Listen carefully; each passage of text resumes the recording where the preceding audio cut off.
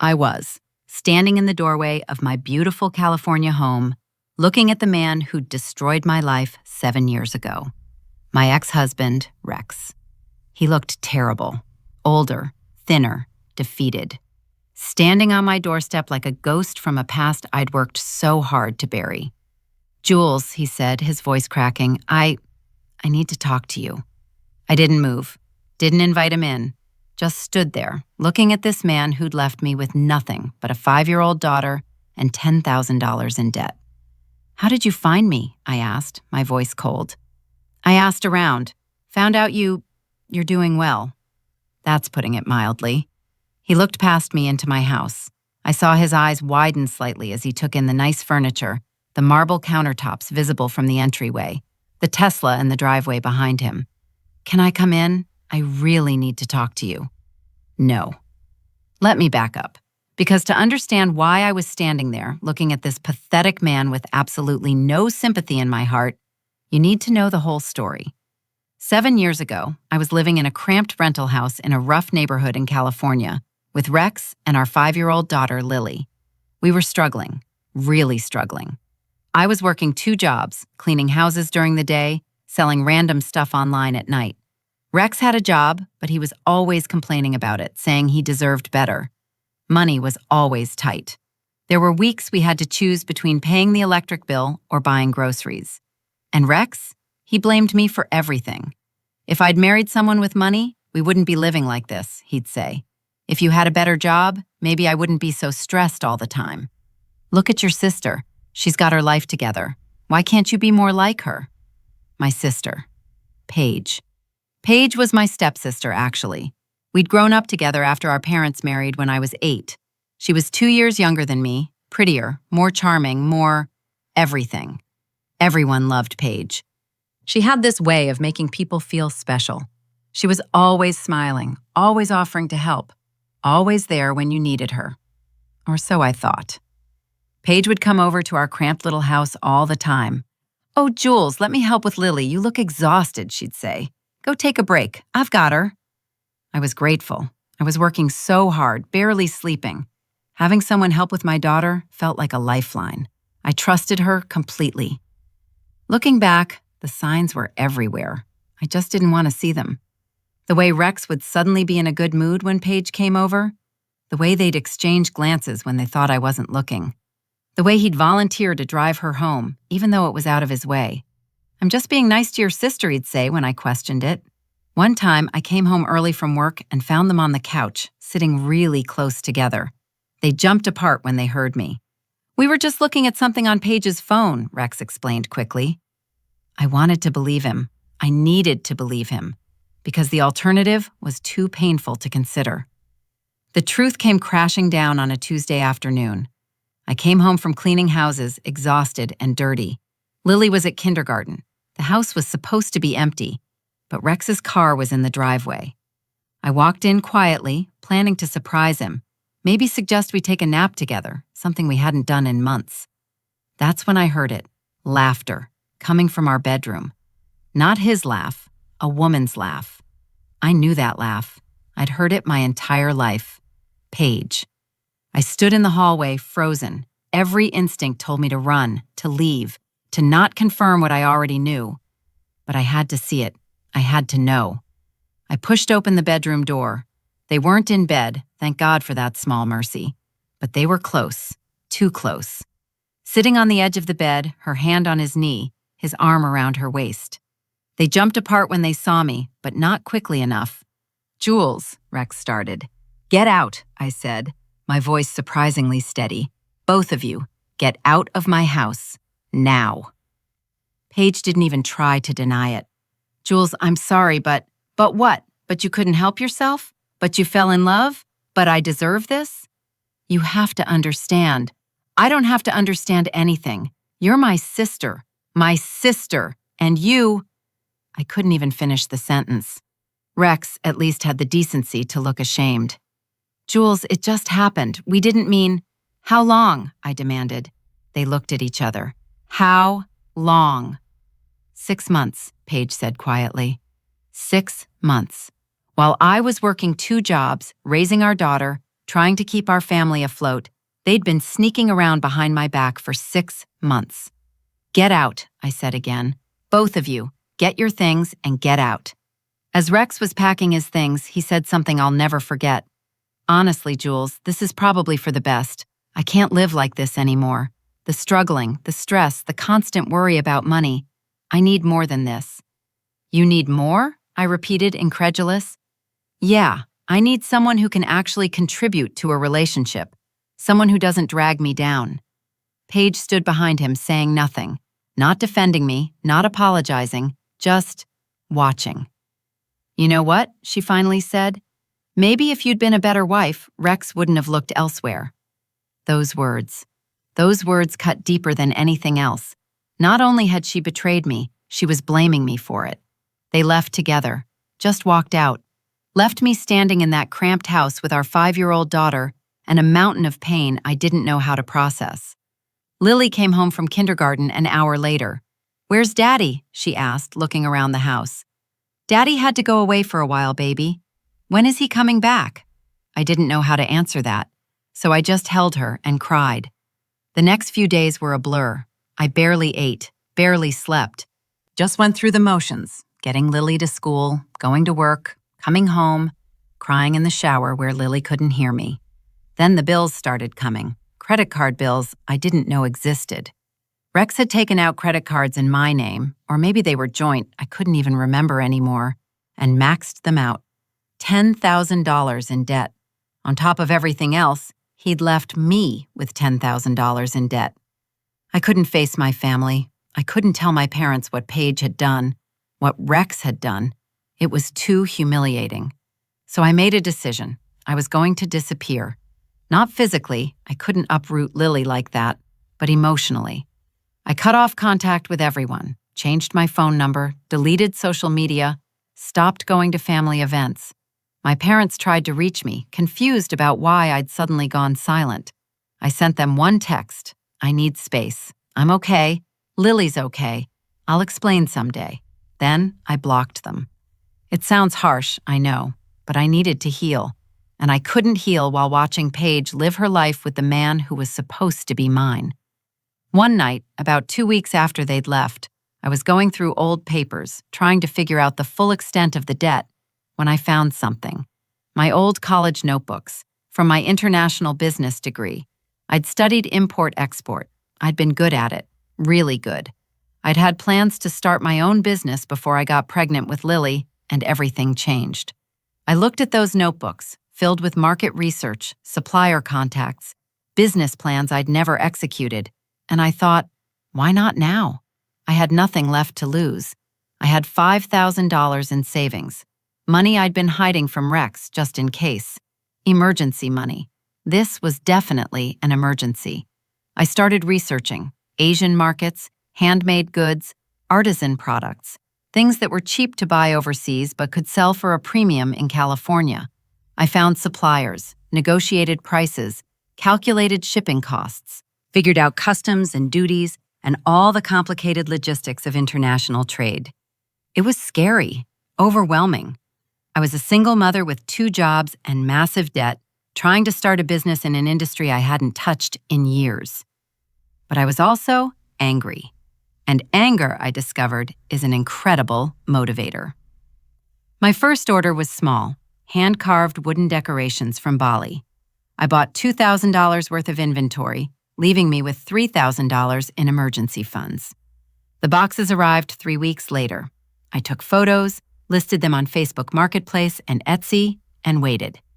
They sold out in 4 days. 4 days. I'd made $3,500 in profit. Not a fortune, but more than I'd made in a month of cleaning houses. I took that money and immediately ordered more inventory. Different products this time. Textiles from India, ceramics from Vietnam, jewelry from Thailand. Those sold out even faster. Within 6 months, I'd paid off half the debt Rex had left me with. Within a year, the debt was completely gone. By year 2, I'd quit both my side jobs and was running my business, Grant Global Imports, full-time. I started supplying small boutiques across California, then bigger stores, Then I got a contract with a regional chain. The money started rolling in.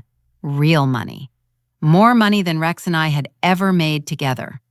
I moved out of that cramped rental house and into a small but decent apartment in a safe neighborhood. Lily got her own room for the first time in her life. By year 5, I was making $15,000 a month in profit.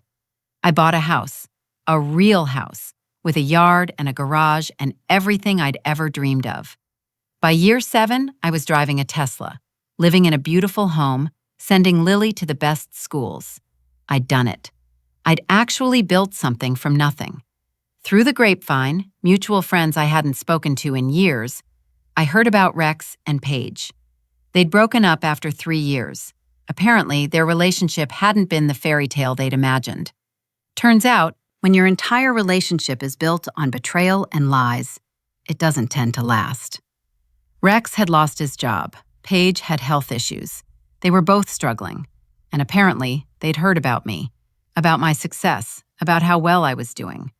I didn't reach out, didn't gloat, didn't even think about them much anymore. I'd moved on, built a new life, become someone I was proud of.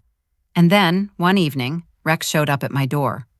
So there we were, me standing in the doorway of my beautiful home, him looking up at me like a beggar asking for scraps. "What do you want, Rex?" I asked. I wanted to apologize for everything. I was wrong, Jules, so wrong. I didn't respond, just waited. And I wanted to see Lily. She's my daughter. I have rights. There it was, the real reason he'd come. Rights? I repeated. You abandoned her 7 years ago. You haven't paid a single dollar in child support.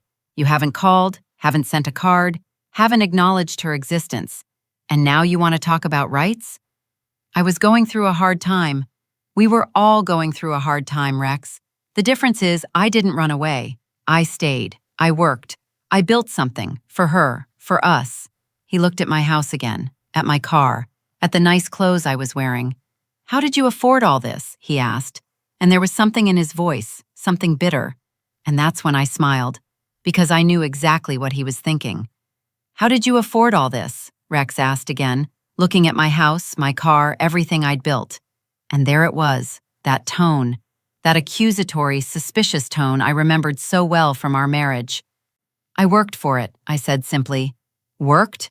He laughed, actually laughed. Doing what? Cleaning houses? Selling junk online? There's no way you made this kind of money doing that. My jaw tightened. I started a business, import-export. It's successful. Import-export? You? He shook his head. Come on, Jules, be honest. Who's really paying for all this? Did you find some rich guy, marry up like I should have done? And there it was. The real Rex. The one who'd never believed in me. The one who'd always thought I was less than. You need to leave, I said. Not until you tell me the truth, and not until you let me see my daughter. Your daughter? Rex, you haven't been her father in 7 years. You walked away. You chose Paige over us. You left us with nothing but debt. I made a mistake. A mistake? A mistake is forgetting someone's birthday. What you did was abandonment. Rex's expression changed. The fake, apologetic mask slipped, and I saw the man underneath. The entitled, bitter man I'd divorced.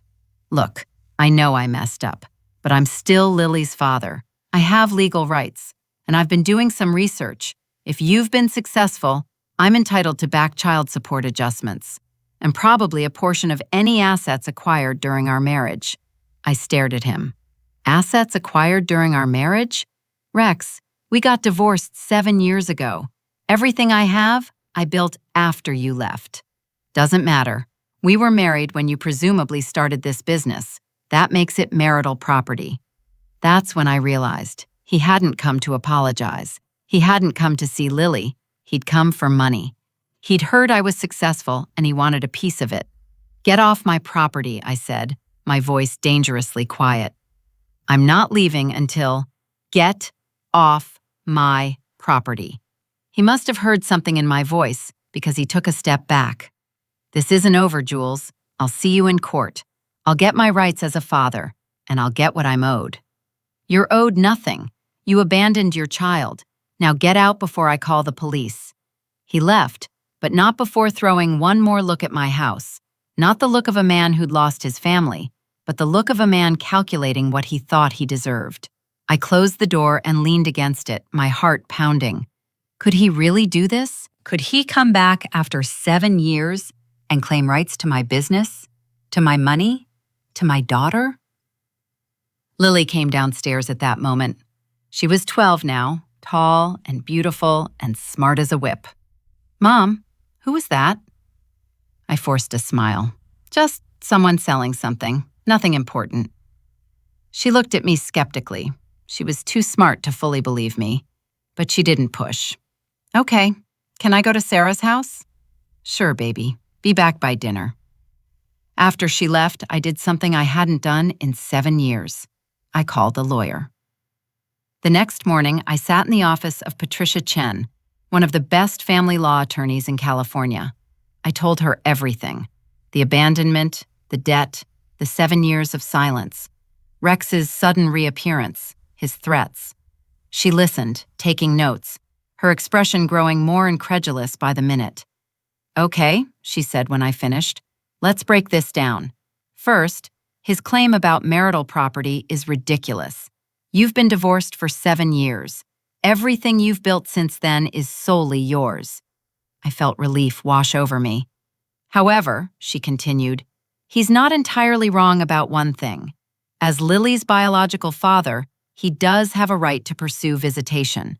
The court generally believes children benefit from having both parents in their lives. He abandoned her for 7 years. I know, and that will absolutely factor into the court's decision. But legally, he can petition for visitation. What about his claim that I owe him child support adjustments?" Patricia actually laughed at that. "That's backwards. He owes you child support, 7 years of it, and we're going to make sure he pays every penny." "Here's what we're going to do," Patricia said. "He wants to play the legal game? We'll play. But we'll play to win." She pulled out a legal pad. "First, we're going to document everything. Every communication he has with you, every threat, every demand. We're building a case that shows he's not interested in being a father. He's interested in money." "Okay." "Second, we're going to file for back child support. California allows us to go back to the time of separation. 7 years at, what was his income when you divorced? About $40,000 a year?" She did some quick calculations. "We're looking at approximately $50,000 in back support plus interest. Possibly more if we can prove his actual income was higher." My eyes widened. 50,000? At least. "And third, when he files for visitation, which he will, we're going to argue for supervised visits only. He abandoned this child for 7 years. He doesn't get to just waltz back in unsupervised." 2 weeks passed. No word from Rex. I started to hope maybe he'd changed his mind. Maybe he'd realized he had no case. Maybe he'd just go away. Then the papers came. Rex was suing for joint custody and claiming I'd denied him access to his daughter. He was also claiming I owed him a portion of my business assets as marital property acquired during our marriage. I sat at my kitchen table reading the lawsuit, feeling that old, familiar anger rising up. He was painting himself as the victim, as a father who'd been cruelly denied access to his child, as a husband who'd been cheated out of his fair share when the marriage ended. There was no mention of his affair, no mention of the abandonment, no mention of the debt he'd left me with. Just lies. Carefully crafted lies designed to make him look sympathetic. That night, I had to do something I'd been dreading: tell Lily about her father. She'd been too young to remember much when he left. Over the years, when she'd ask about him, I'd kept it vague. Daddy had to go away. He's not part of our lives anymore. But now, at 12 years old, she deserved the truth. "Lily, we need to talk about something important." She put down her phone, immediately serious. "Is everything okay? Do you remember your dad? Your biological father?" She frowned. "Kind of. Not really. Why?" He's back. He wants to see you." I watched her face carefully, waiting for excitement, hope, Something. Instead, she looked confused. Why? Because you're his daughter, and he says he wants to be part of your life. Where has he been for the last, how long has it been? 7 years. 7 years, she let that sink in.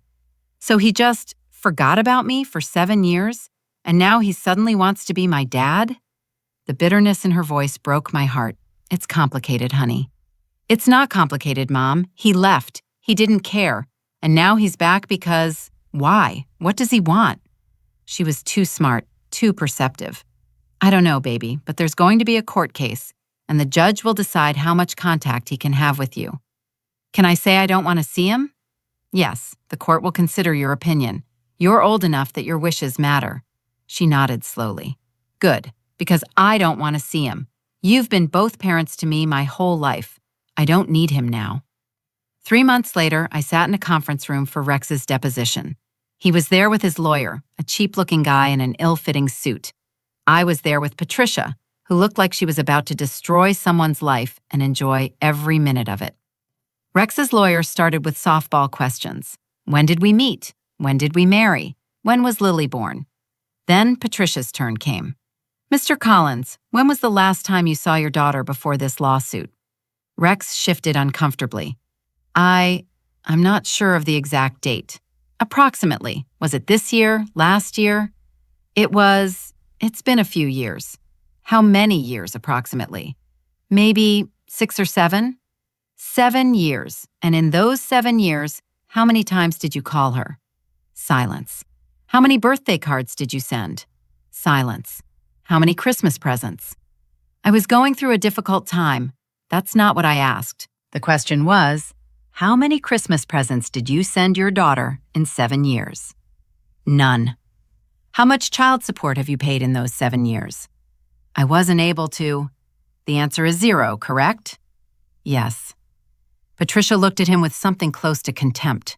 So you provided no financial support, no emotional support, no contact whatsoever for 7 years. And now you're here claiming you deserve joint custody? People make mistakes. And when did you find out your ex-wife had become successful? Rex's lawyer objected, but Patricia pressed on. Isn't it true that you only sought contact with your daughter after you learned her mother was financially successful? That's not. Isn't it true that you're currently unemployed and facing financial difficulties? I don't see what that has to do with. Answer the question, Mr. Collins. Yes, I'm currently between jobs. Patricia smiled. It wasn't a nice smile. A week after the deposition, I got a call from a number I didn't recognize. Against my better judgment, I answered. Jules, it's Paige. I almost hung up immediately. Before you hang up, please, just listen for a minute. I said nothing, but I didn't hang up. I heard about Rex, about the lawsuit, and I wanted to say I'm sorry for everything, for what happened between us. You're 7 years too late. I know I am. But Jules, you have to understand. I don't have to understand anything. Rex and I, we were a disaster. We broke up after 3 years. It was toxic and awful, and I realize now that we deserved each other. We were both terrible people. Is there a point to this call? The point is, I'm sick. I have lupus. It's not good, and I don't have insurance. I don't have money for treatment, and I was hoping maybe you could help. I couldn't believe what I was hearing. You're calling to ask me for money? I know it's a lot to ask. You stole my husband. You destroyed my family. You blamed me for your betrayal. And now you want me to pay for your medical treatment? Jules, please, we're family. We're not family. We stopped being family the day you got into bed with my husband. I'm desperate. Good. Now you know how I felt 7 years ago, when you left me with nothing but a broken heart and a pile of debt. Jules, here's what I remember, Paige. I remember you standing in my bedroom, watching Rex pack his things, and saying, maybe if you'd been a better wife, he wouldn't have looked elsewhere. Do you remember saying that? Silence. I remember every word, every moment, every bit of pain you caused. And you know what? I survived. I thrived. I built something amazing, not because of you, but in spite of you. So you won't help me? I wouldn't help you if you were dying on my doorstep. I hung up. I'd like to say I felt nothing after that call, that I was strong and unmoved and totally fine with my decision. But the truth? I felt guilty. Paige was sick, really sick, and despite everything, we'd grown up together. She'd been my sister for most of my life. That night, I talked to Lily about it. "Mom, you did the right thing," she said, wise beyond her 12 years. Did I? She's sick. She's also the person who helped ruin your life. You don't owe her anything. But what if... Mom, listen to me. You're the kindest, most generous person I know. You help people all the time. You donate to charity. You volunteer. You're good. But being good doesn't mean letting people who hurt you take advantage of you again. When did my daughter become so smart? As the court date got closer, I started seeing Rex around town. He was watching me, following me, showing up at places he knew I'd be. My lawyer said it was an intimidation tactic, trying to make me nervous, trying to make me settle. It wasn't working. If anything, it made me more determined. One day, he cornered me in a grocery store parking lot. "Jules, we need to talk. We have nothing to discuss. Talk to my lawyer." "Come on, we don't need to do this the hard way. Just give me what I'm asking for and we can settle this." "You mean give you money you didn't earn? For a daughter you abandoned? No thanks. I'm her father. Being a father is about more than biology, Rex. It's about showing up, being there. You weren't. I made mistakes. You made choices. There's a difference." He grabbed my arm. "You're making this harder than it needs to be." I looked down at his hand on my arm, then back up at his face. Let go. Something in my voice must have scared him because he dropped his hand immediately. "This isn't over," he said. "No, it's not, but it will be soon, and you're not going to like how it ends." The courtroom was smaller than I expected, not like TV with rows and rows of spectators. Just a few benches, the judge's bench, and 2 tables, one for us, one for Rex. I sat next to Patricia, wearing my most professional outfit, a navy suit I'd bought specifically for this. I wanted to look successful, competent, like someone who had her life together, because I did. Rex sat across from us with his cheap lawyer. He'd dressed up too, probably trying to look respectable, but I could see the wear on his suit, the scuffed shoes, the desperation. Judge Morrison entered. She was a woman in her late 50s, with sharp eyes and a no-nonsense expression. "Let's begin," she said. Rex's lawyer went first. He painted a picture of a father who'd made mistakes but wanted to reconnect with his daughter. "Your Honor, Mr. Collins recognizes that he's been absent from his daughter's life. But he's here now, ready to be a father, ready to build a relationship with Lily. He's asking for joint custody and shared parenting time." The lawyer conveniently left out the 7 years of complete abandonment, the 0 child support, the affair with my sister. Then he moved on to the financial claim. "Furthermore, Your Honor, during the marriage, Mrs. Grant, then Mrs. Collins, began formulating business plans that would eventually become Grant Global Imports. As such, my client believes he's entitled to a portion of those assets as marital property." I saw Patricia smile slightly. She'd been waiting for this. When it was Patricia's turn, she stood up with a thick folder of documents. "Your Honor, let's address Mr. Collins's claims one by one." She pulled out the first document. "This is the divorce decree from 7 years ago. As you can see, there was no mention of any business, no business plans, no business assets, because there was no business. Mrs. Grant was working as a house cleaner at the time." She pulled out another document. "This is Mrs. Grant's business registration for Grant Global Imports, filed 18 months after the divorce was finalized. The business did not exist during the marriage. Therefore, Mr. Collins has 0 claim to it." Rex's lawyer tried to object, but Patricia wasn't done. "Furthermore, Your Honor, let's talk about Mr. Collins's claim that he wants to be a father to Lily." She pulled out a massive stack of papers. "These are bank records showing 0 child support payments over 7 years. These are phone records showing 0 calls to his daughter. These are witness statements from Mrs. Grant's neighbors, Lily's teachers, and family friends, all stating that Mr. Collins has had zero contact with his daughter since she was 5 years old. She let that sink in. Mr. Collins didn't come back because he missed his daughter, Your Honor. He came back because he heard Mrs. Grant was successful. This isn't about fatherhood, it's about money. Patricia continued, pulling out more documents. Your Honor, we're countersuing for back child support. Based on Mr. Collins's income at the time of divorce and California guidelines, he owes approximately $47,000 in unpaid support. Rex went pale. I could see his jaw clench. Additionally, we're requesting that any future child support be calculated based on the income disparity between the parents. Mrs. Grant currently earns significantly more than Mr. Collins, but that doesn't negate his responsibility to support his child. Judge Morrison looked at Rex. Mr. Collins, is it true you've paid no child support in 7 years? Rex's lawyer whispered something to him. Then Rex spoke. I was unemployed for much of that time, Your Honor. I didn't have the means. Did you attempt to seek a modification of the support order? No. Did you reach out to Mrs. Grant to discuss payment arrangements? No. Did you maintain any contact with your daughter during this time? No, but thank you, Mr. Collins. The judge did not look impressed. I was called to the stand.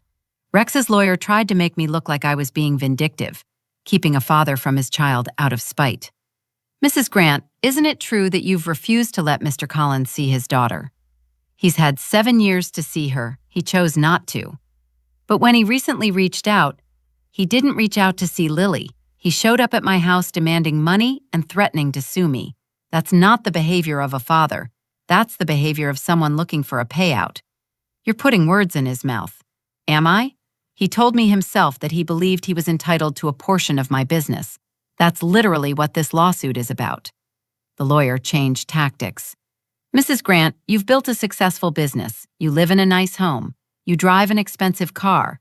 Surely you can afford to share some of that success with the father of your child. Patricia objected immediately. Your Honor, Mrs. Grant's financial success is not relevant to whether Mr. Collins deserves access to it. She built that success alone, after the marriage ended, while raising their daughter as a single parent. Sustained, Judge Morrison said. Move on, counselor. Then Patricia got to question Rex. Mr. Collins, you stated that you want to be part of your daughter's life. What's Lily's favorite subject in school? Rex looked blank. I don't know. What activities does she do after school? I don't know.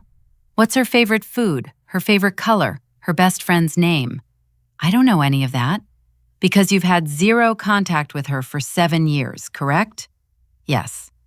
Mr. Collins, when you showed up at Mrs. Grant's house a few months ago, what was your primary concern? Reconnecting with your daughter or finding out how much money Mrs. Grant had? I wanted to see my daughter. Is that why you immediately started asking how Mrs. Grant could afford her house, her car? Why you accused her of having a sugar daddy? Rex flushed red. I was surprised. You were calculating, trying to figure out if there was money you could access. Isn't that true? No. Patricia pulled out a document. This is a text message you sent to a friend 3 days before you went to Mrs. Grant's house. May I read it aloud, Your Honor? Go ahead. Patricia read, I heard Jules is loaded now, has a big house and everything. I'm going to see if I can get something out of it. Might as well get what I'm owed, right? The courtroom went silent. Rex looked like he wanted to disappear. Get what I'm owed, Patricia repeated. Not see my daughter, not try to rebuild our relationship, but get something out of it. Judge Morrison looked at Rex with pure disgust. The most important part came next, Lily's testimony. At 12 years old, California law allowed her opinion to carry significant weight. She walked into the courtroom in her best dress, looking nervous but determined. I wanted to run to her, to tell her she didn't have to do this, but she needed to be heard. Judge Morrison spoke to her gently. Hello, Lily. Do you know why you're here today? Yes, Your Honor. My biological father wants to see me. And how do you feel about that? Lily looked directly at Rex. He tried to smile at her. She didn't smile back.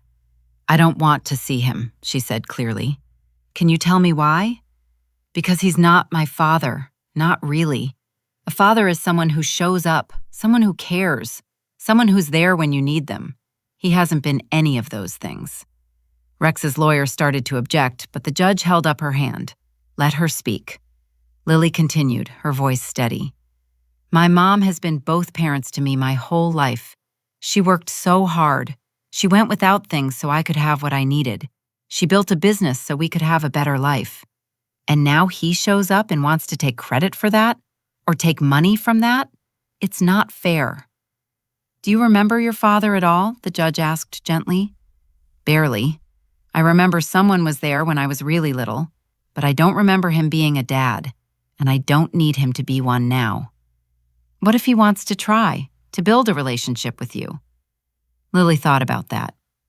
If he really wanted to build a relationship, he would have tried before he knew we had money. The fact that he waited until now tells me everything I need to know about what he actually wants. Rex couldn't help himself. He stood up. Lily, please, I made mistakes, but I'm your father. I want to be part of your life. You made choices, Lily said, cutting him off. My mom explained the difference to me. Mistakes are accidents. Choices are deliberate. You chose to leave. You chose not to call. You chose not to send birthday cards or Christmas presents. You chose not to be my dad for 7 years. And now you're choosing to come back for money. Those aren't mistakes. Those are choices. She sounded exactly like me. I'd never been more proud. Judge Morrison gavelled for order. Mr. Collins, sit down. You'll have your chance to speak. But the damage was done. Everyone in that courtroom had seen what Rex really was. Judge Morrison had some questions of her own for Rex. Mr. Collins, I'm trying to understand your motivation here. You had 7 years to establish a relationship with your daughter. Why now? Rex tried to compose himself. I was going through a difficult time, Your Honor. I was in a bad relationship. I lost my job. I was depressed. I know I should have reached out sooner, but were you too depressed to pick up a phone? To send a card? To send even $5 in child support? It's complicated. It's not complicated, Mr. Collins. You had responsibilities. You ignored them. And now that your ex-wife has built a successful life without you, you want back in. That's not fatherhood. That's opportunism. Rex's lawyer tried to salvage things. Your Honor, everyone deserves a second chance. Second chances are earned, counselor, not demanded. And certainly not through frivolous lawsuits designed to extract money from a woman who's done nothing wrong except succeed despite being abandoned. Judge Morrison didn't even need to take a recess to deliberate. I'm prepared to rule now, she said. Everyone sat up straighter. First, regarding Mr. Collins's claim to business assets, that claim is denied in its entirety. Grant Global Imports was established well after the dissolution of the marriage. Mr. Collins has no ownership stake, no claim to profits, and no right to any assets of that business. Case dismissed. Rex's face fell. Second, regarding custody and visitation. Based on Mr. Collins's 7-year absence, his failure to provide support, and most importantly, the clear wishes of the child involved, I am denying the request for joint custody. Rex started to stand, but his lawyer pulled him back down. However, the judge continued, I am granting Mr. Collins supervised visitation rights, contingent upon the following conditions. Judge Morrison looked at Rex sternly. Mr. Collins, you will have the right to see your daughter for 2 hours every other Saturday, supervised by a court-appointed guardian. These visits will take place at a neutral location. You will not discuss finances, the lawsuit, or your ex-wife during these visits. Your Honor, I'm not finished.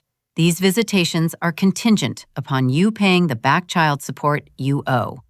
All $47,000 of it. Until that is paid in full, you will have no visitation rights whatsoever. I don't have $47,000. Then I suggest you get a job, Mr. Collins. The court will set up a payment plan. But until you've demonstrated financial responsibility toward your child, you don't get access to her time. That's not fair. What's not fair, Mr. Collins, is abandoning a 5-year-old child for 7 years and then showing up demanding rights you haven't earned. What's not fair is leaving your ex-wife with debt while you ran off with her sister. What's not fair is only reaching out when you heard there was money to be had." The judge's voice was ice cold. "You have a lot of nerve coming into my courtroom claiming to be a victim. Mrs. Grant is the victim. Lily is the victim. You, sir, are the perpetrator. And you're lucky I'm giving you any visitation rights at all." Furthermore, Judge Morrison continued, "Mrs. Grant's countersuit for back child support is granted in full. Mr. Collins, you owe $47,000 plus interest, which brings the total to approximately $53,000. Rex looked like he might pass out. "This will be paid in monthly installments of no less than $500.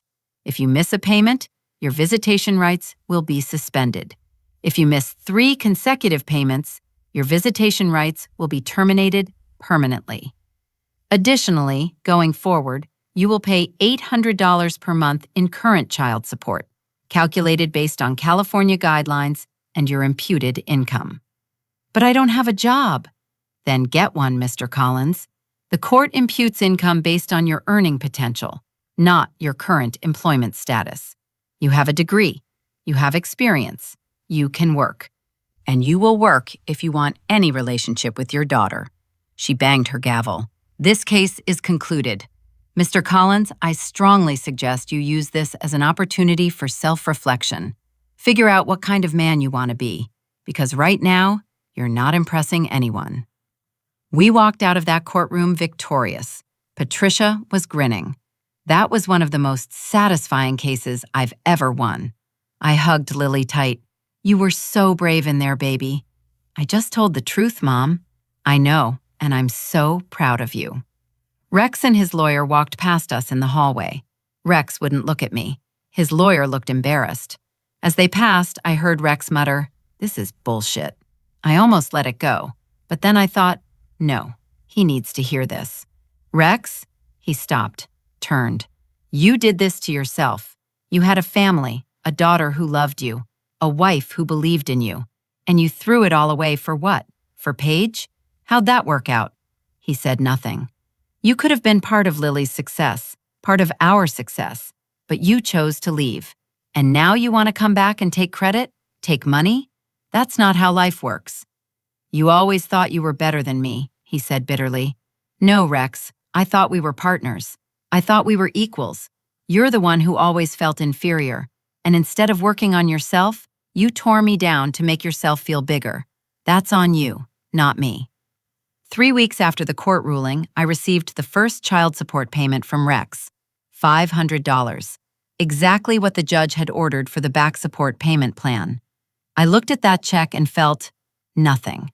No satisfaction, no vindication, just a mild sense that justice had been served.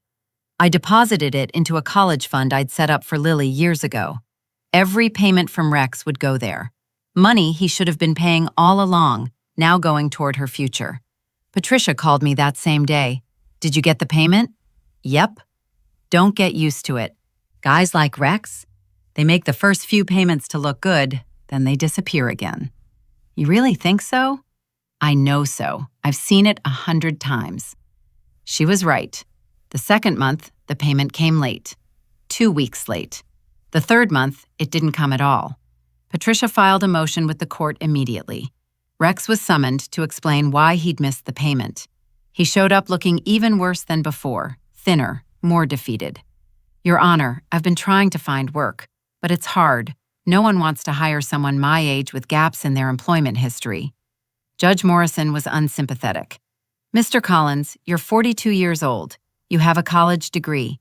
You're not unemployable. You're unmotivated. There's a difference. I've applied to dozens of jobs. Have you considered taking a job beneath your preferred position? Retail, food service, manual labor? Because those jobs are available and they would allow you to meet your obligations." Rex looked insulted. "I can't work retail. I have a business degree." "You have a business degree and $53,000 in debt to your daughter. Pride is a luxury you can't afford right now, Mr. Collins." The judge ordered him to provide proof of job applications, at least 10 per week, and if he missed another payment, His visitation rights would be suspended. Not that it mattered. Rex had never actually tried to visit Lily anyway. By the 6-month mark, Rex had made a total of 3 payments, 3 payments out of 6. Patricia was ready to file for termination of parental rights. "We have grounds," she said. "Continued failure to pay support. 0 attempt to establish a relationship with his daughter. The court gave him a chance and he blew it." "Do it," I said. "Let's end this completely." But before we could file, something unexpected happened. Paige showed up at my business. I was in my office, a real office now, in a small warehouse where I stored inventory, when my assistant buzzed me. "Jules, there's someone here to see you. She says she's your sister?" My stomach dropped. "Tell her I'm busy." "She says it's urgent. She doesn't look well." Against my better judgment, I went to the front. Paige stood there, and Patricia was right. She didn't look well. She'd lost weight. Her skin was pale. Her eyes had dark circles under them. "Jules," she said, her voice weak. "Please, I just need 5 minutes." "You have 3. We went to my office. She sat down heavily in the visitor's chair. "Thank you for seeing me. You have 2 minutes and 45 seconds left." She took a shaky breath. "I'm dying." I said nothing. "The lupus is getting worse. I need treatment, expensive treatment, and I have no one else to turn to. No insurance, no savings, no family who'll talk to me." "I'm not family, Paige. You made that clear 7 years ago." "Jules, please. What did you expect? That I'd forget what you did? That I'd forgive you and welcome you back with open arms?" "I know what I did was unforgivable." "Then why are you here?" "Because I'm desperate. Because I have nowhere else to go. Because despite everything, we grew up together. We were sisters once." I stood up. "We stopped being sisters when you slept with my husband, when you blamed me for your betrayal, when you stood in my bedroom and watched him pack his things and didn't say a single word to stop him." "I know. Do you? Do you really? Because I don't think you do. I don't think you understand what you took from me. Not just my husband. I didn't want him anyway by the end. But my family, my sense of trust, my ability to believe that the people I loved wouldn't stab me in the back." Tears were running down Paige's face. "I'm sorry. I'm so sorry." "I don't care." "You want to know what the worst part was?" I asked. "It wasn't the affair. It wasn't even the betrayal. It was what you said to me. Maybe if you'd been a better wife, he wouldn't have looked elsewhere." Paige looked down. I was defensive. I was lashing out. "You were cruel. You took the most painful moment of my life and made it worse. You blamed me for your sins." "I know. I was wrong. I've replayed that moment in my head 1,000 times. If I could take it back, but you can't. Words once spoken can't be unspoken. Damage once done can't be undone. So you're just going to let me die?" I looked at her. Really looked at her. This woman who'd been my sister for most of my life, who'd played with me as a child, who'd been my maid of honor at my wedding, who'd then destroyed that marriage. "I'm not letting you do anything, Paige. Your health is not my responsibility. Your choices led you here, just like my choices led me here. The difference is, I made good choices. You have the money, and I earned it, every dollar, by working my ass off after you and Rex destroyed my life. Why should I give you any of it?" She had no answer. "What about for Mom and Dad?" Paige asked. "They don't know what happened between us. They think you just cut us all off for no reason. If you help me, I'll tell them the truth. I'll tell them what I did." I actually laughed. "You think I care what Mom and Dad think? You think their opinion of me matters anymore? They're your parents. They're your parents. They became mine through marriage. And you know what? I've built a life without them, without any of you. And I'm happier for it." "Jules, please." "No. And you want to know why? Not because I'm cruel, not because I lack compassion, but because giving you money would teach you nothing. You'd take it, use it, and continue being the same person you've always been. someone who takes and never gives back. That's not fair. Fair? You want to talk about fair? Was it fair that I had to raise Lily alone? That I had to pay off debt you and Rex left me? That I had to work 3 jobs just to survive? Where was your concern for fairness then?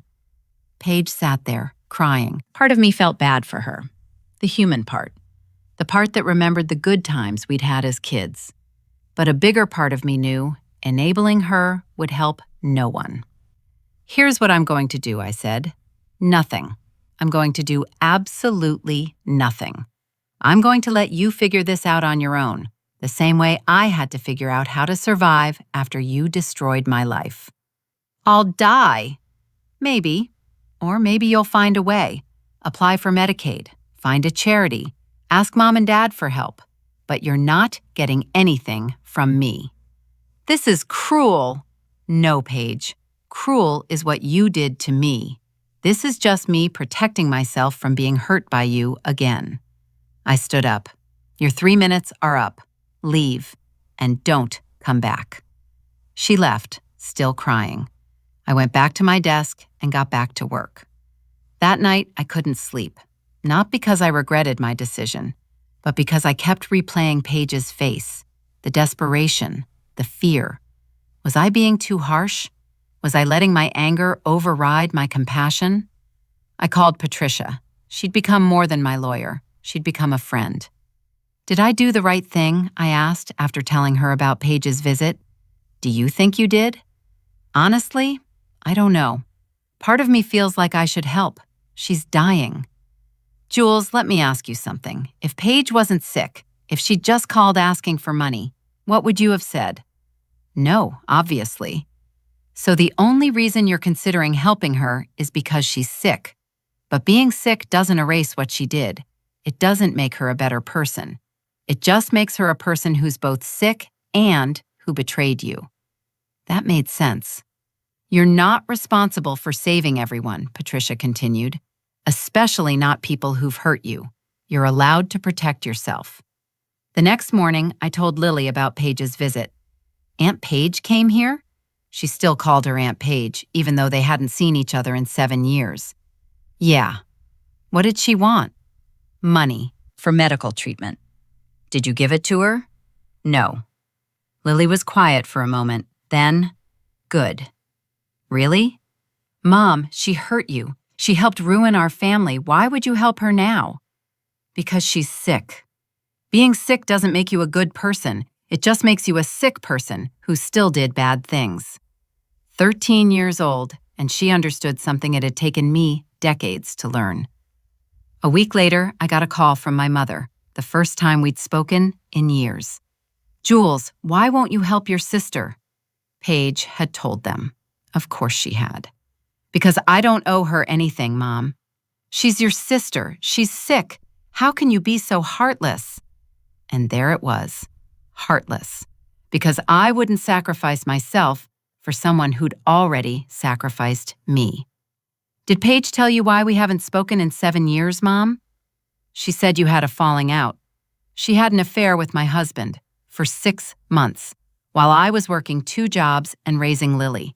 They ran off together and left me with nothing but debt and a broken heart. Did she mention that part?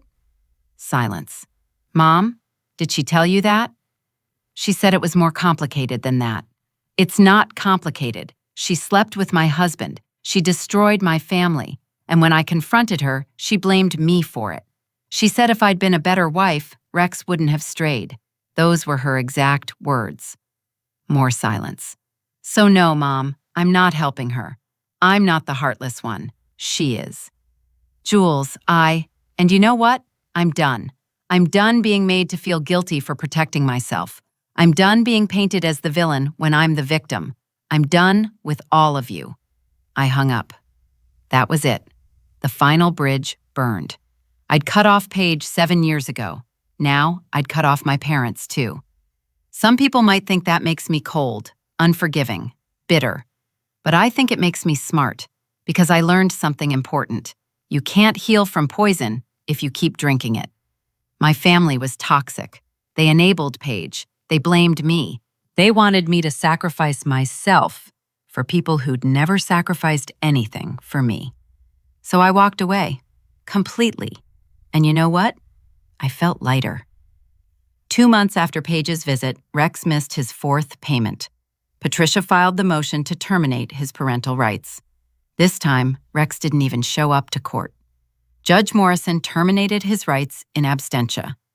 Mr. Collins has demonstrated beyond any doubt that he has no interest in being a parent. He has failed to pay support. He has failed to visit his daughter. He has failed in every way a parent can fail. His parental rights are hereby terminated. Just like that, Rex was legally no longer Lily's father. Patricia looked at me. "How do you feel?" "Free," I said, and I meant it. That night, I told Lily about the court's decision. "So, he's not my dad anymore? Legally?" "Legally, no." "Does that mean you can adopt me?" I laughed. "Baby, I'm already your mom." "I know, but I mean, can we make it official? Can I be Lily Grant instead of Lily Collins?" "You want to change your name?" "Yeah, Collins was his name. Grant is yours. I want your name." I couldn't speak. I just hugged her tight. "Of course you can change your name, baby. Of course you can." 6 months after the court case ended, I got a message through a mutual acquaintance. Rex had left California, moved to another state, started over somewhere new. He disappeared. Again. The difference this time? I didn't care. He was no longer part of our lives, no longer a threat, no longer relevant. Paige, I heard, had found some kind of treatment through a charity program. She was surviving, barely, but surviving. I didn't reach out, didn't send money, didn't offer support. I'd made my choice, and I was at peace with it. It's been 3 years since the court case, 10 years since Rex and Paige walked out of my life. Today, I'm sitting in my home office, looking out at the California sunset, and I want to tell you where I am now. Because this story, it's not really about revenge. It's not even about justice. It's about what happens when you refuse to let betrayal define you. Grant Global Imports has grown beyond anything I imagined. I have 12 employees now. We supply over 200 boutiques and stores across California and Nevada. Last year, we grossed $2.3 million in revenue. $2.3 million. Let that sink in. The woman Rex thought would never amount to anything? The woman he left because he needed someone who could contribute? That woman built a multi-million-dollar business. I own my home outright, paid off, no mortgage. I have substantial savings, investments, a retirement account that's actually impressive. Lily is 16 now. She's thriving. Honor roll student, varsity soccer player. She's already been accepted to 3 colleges with scholarship offers. And me? I wake up every morning grateful. Not bitter, not angry, grateful. Last year, I expanded Grant Global Imports into e-commerce. We launched a website where small businesses can order directly from us. It's been incredibly successful. I hired a business consultant to help me scale. She was impressed by what I'd built. "You did all this starting from $5,000 and cleaning houses?" she asked. "Yep." "That's remarkable. Most people with your background would have given up." "Giving up wasn't an option. I had a daughter to raise and people to prove wrong." She smiled. "Well, you definitely proved them wrong." Lily is an amazing young woman. She's confident without being arrogant, kind without being a pushover, smart without being condescending. She wants to study business in college. "I want to build something like you did, Mom." "You can build something even bigger," I tell her. I learned from the best. She knows the whole story now, about Rex, about Paige, about the struggles, the betrayal, the comeback. "Mom, can I ask you something?" she said to me last week.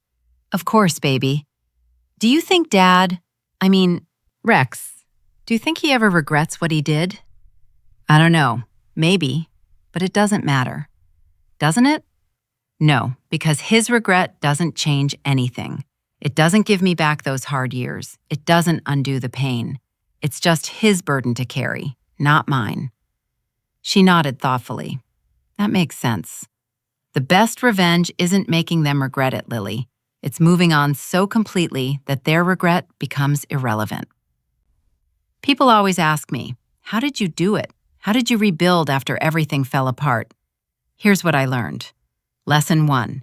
Betrayal reveals character. Theirs, not yours. When Rex and Paige betrayed me, I thought it meant something was wrong with me, that I wasn't good enough, pretty enough, successful enough. But betrayal says everything about the betrayer and nothing about the betrayed. Rex couldn't handle struggle, so he ran. Paige was selfish, so she took what she wanted without caring who she hurt. That's on them, not on me. Lesson 2. Rock bottom is a solid foundation. When I had nothing, no husband, no family support, $10,000 in debt, working multiple jobs, I had nowhere to go but up. And without the weight of a bad marriage and toxic family members, I could actually build something solid. Sometimes you need to lose everything to discover what you're truly capable of. Lesson 3. Success is the best response to dismissal. Rex told me I'd never contribute anything meaningful, that I was the reason our life was hard, that I was the problem. I didn't waste time arguing with him. I just proved him wrong. Words are cheap. Results are everything. Lesson 4. You don't owe toxic people anything, even if they're family. This was the hardest lesson to learn. I was raised to believe family is everything, that you stick by family no matter what, that blood is thicker than water. But you know what? Some family members are poison, and you're allowed to protect yourself from poison. Cutting off Paige and my parents was one of the healthiest decisions I ever made. Lesson 5. Forgiveness doesn't mean reconciliation. I've forgiven Rex and Paige, not for them, for me, because carrying anger is exhausting. But forgiveness doesn't mean I have to let them back into my life. Forgiveness doesn't mean I have to help them. Forgiveness doesn't mean I have to forget. It just means I'm not carrying their burden anymore. People ask if I've dated since Rex. The answer is yes, but carefully. I dated a man named David for about a year. He was kind, successful, respectful. But ultimately, we wanted different things. We ended it amicably. I've been on dates with other men, some good, some not so good. But I'm not desperate for a relationship. I'm not looking for someone to complete me or save me. I'm already complete. I'm already saved by myself. If I meet someone who adds value to my life, great. If not, I'm still going to have an amazing life. That's the difference between me now and me 10 years ago. 10 years ago, I needed Rex. I needed his approval, his support, his presence. Now, I don't need anyone.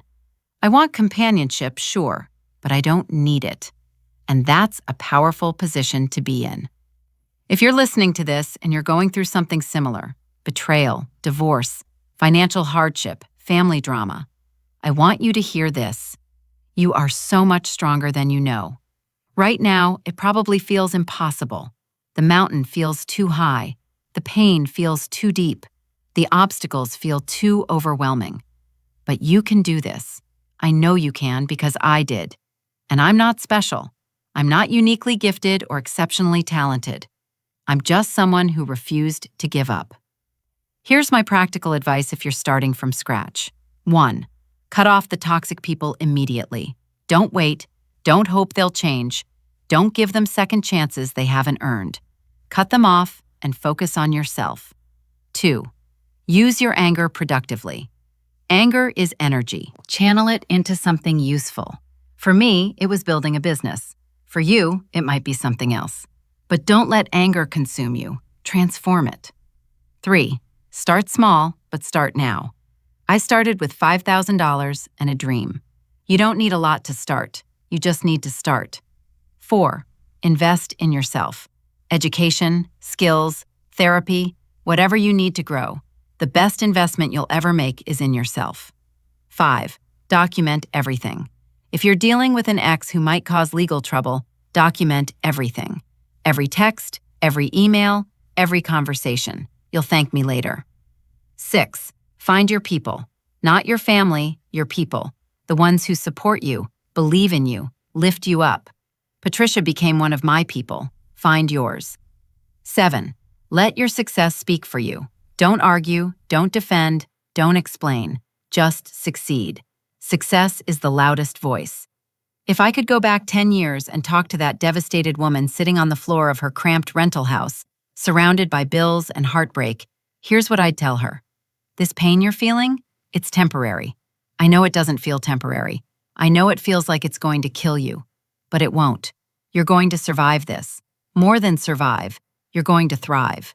That man who just walked out? He's going to regret it. Not because you'll make him regret it, but because he's going to wake up one day and realize he gave up a diamond for a rock. That sister who betrayed you? She's going to suffer the consequences of her choices. Not because you'll punish her, but because that's how karma works. And you? You're going to build something beautiful, something strong, something that's entirely yours. You're going to raise an incredible daughter. You're going to become a successful businesswoman. You're going to become someone you're proud of. So cry today. Feel the pain today. Let yourself be devastated today.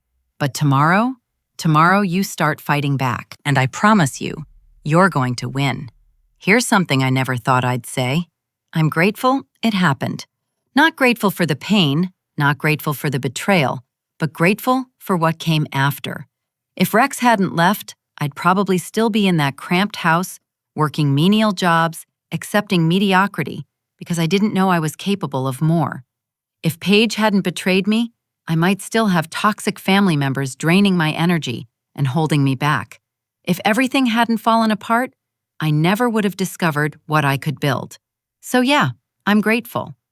Last week, Lily had her sophomore year awards ceremony at school. She won awards for academic excellence, sportsmanship, and community service. As I watched her walk across that stage, confident and poised and happy, I thought about that 5-year-old girl asking where her daddy went. And I realized she doesn't need him. She never did. She had me, and I was enough. No, we were enough, together. After the ceremony, she hugged me tight. Mom, thank you. For what, baby? For everything. For not giving up. For working so hard. For showing me what strength looks like. You make it all worth it, I told her, and I meant every word. This morning, I was having coffee on my patio when my phone buzzed. It was an email from a major retailer. They wanted to discuss a partnership with Grant Global Imports. A big partnership, national distribution. I read the email twice, making sure I understood correctly. If this deal went through, my business would triple in size. 10 years ago, I was cleaning houses for $15 an hour. Now I'm fielding offers for national distribution deals. That's not luck. That's not chance. That's the result of 10 years of hard work, determination, and refusing to accept the limitations other people tried to put on me. I haven't heard from Rex in 3 years. I don't know where he is. I don't care. Paige, I heard through the grapevine, is still struggling, still sick, still broke. A small part of me, a very small part, feels bad for her. But a larger part remembers. She made her choices. I made mine. Her life is the result of her choices. My life is the result of mine. I chose to work. She chose to betray. I chose to build. She chose to destroy. I chose to rise. She chose to stay down. Those were all choices, and we both have to live with them. So here's what I want you to take away from my story. Betrayal doesn't have to be the end. It can be the beginning. The people who hurt you don't get to write your story. You do. Success isn't about proving other people wrong. It's about proving yourself right. And most importantly, you are capable of so much more than you think. 10 years ago, I thought my life was over. I thought Rex leaving meant I'd failed. I thought I'd never recover. I was wrong about all of it. My life didn't end. It began. I didn't fail. I was freed. And I didn't just recover, I transformed. Lily asked me yesterday, Mom, if you could go back and change things, make it so Rex never left, make it so Paige never betrayed you, would you? I thought about it. Really thought about it. No, I said finally. Really? Really. Because changing that would mean changing who I am now. And I like who I am now. I'm proud of who I am now. I wouldn't trade that for anything. Not even for an easier path? Especially not for an easier path. The hard path made me strong.